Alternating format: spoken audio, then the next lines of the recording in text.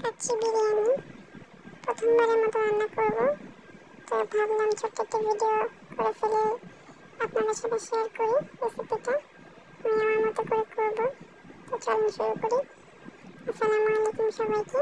এখানে হচ্ছে আমি খাসির মাংস নিয়ে নিয়েছি, বড় টুকরো করে নিয়েছি। 1/2 কেজির মতো মাংস হবে এখানে। তো তারপর হচ্ছে আমি একটা মশলা বানিয়ে নেব ঘরেই। তো এখানে হচ্ছে আমি দারচিনি, এলাচ, লবঙ্গ, তেজপাতা, শাহি জিরা অল্প করে নিয়ে নিয়েছি।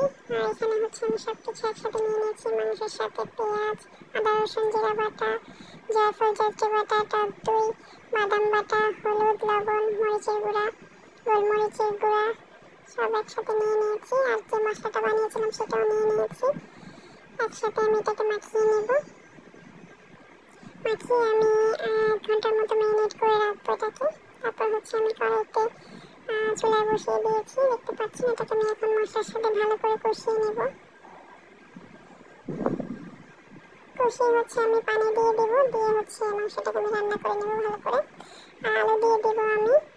আপনারা আলুটা ভেজে নিতে পারেন, আমি ভেজে নিয়ে মাংসের সাথে অ্যাড করে দিলাম। যেহেতু খুবই অল্প সময়ের মধ্যে আমি রান্নাটা করছি, আমার হাতে সময় কম ছিল এবং ঘরে থাকা উপকরণ দিয়ে রান্নাটা করা আর কি।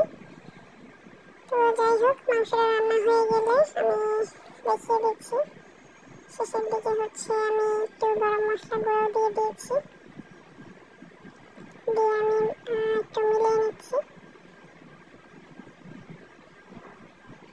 আমি 2-3 বার পানি দিয়ে মাংসটা ভালো করে সেদ্ধ করে নিয়েছি, আপনারা চেক করে নেবেন।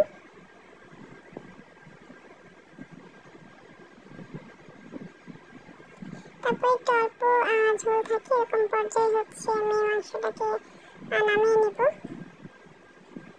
তারপর হচ্ছে আমি অন্য সাইডে হচ্ছে একটা পাতিলে পানি গরম করতে দিয়েছি। পানি গরমের মধ্যে হচ্ছে এলাচ, দারচিনি, তারপর হচ্ছে লবঙ্গ, শাহি জিরা সব দিয়ে দিয়েছি। এটা আমি একটু পানি ছেড়ে ভালো করে ফুটিয়ে এখানে হচ্ছে আমি বাংলা যে বাসমতিটা পাওয়া যায় সেটা দিয়ে চালটাকে ফুটিয়ে নিচ্ছি। আমাদের এলাকায় এটা ছাড়া অন্য কোনোটা নাই।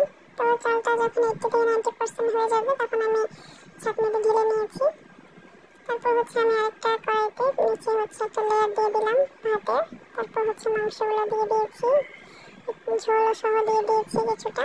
উপর দিয়ে আরেকটা লেয়ার দিলাম এবং আরও কিছুটা ঝোল আমি রেখেছিলাম উপর দিয়ে দেওয়ার জন্য, সেটাও দিয়ে দেবো।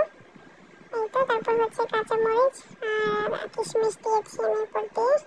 আর অন্যদিকে হচ্ছে আমি একটু দুধের সাথে অল্প একটু ফুড কালার আমি মিলিয়ে নিয়েছি, এটাও আমি দিয়ে দেবো। আপনারা চলে স্কিপ করতে পারেন, আমি অল্প পরিমাণে দিয়েছি, তো বেশি একটা কালার হবে না। তারপর হচ্ছে আমি ঘিও দিয়ে দিয়েছিলাম উপর দিয়ে।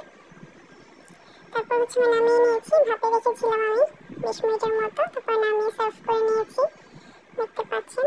যেহেতু খুবই শর্ট সময় করা, রাতে করা এটা আমার। তো কার কেমন লাগলো ভিডিওটা জানাতে পারেন। ছোট্ট একটি রেসিপি শেয়ার করলাম।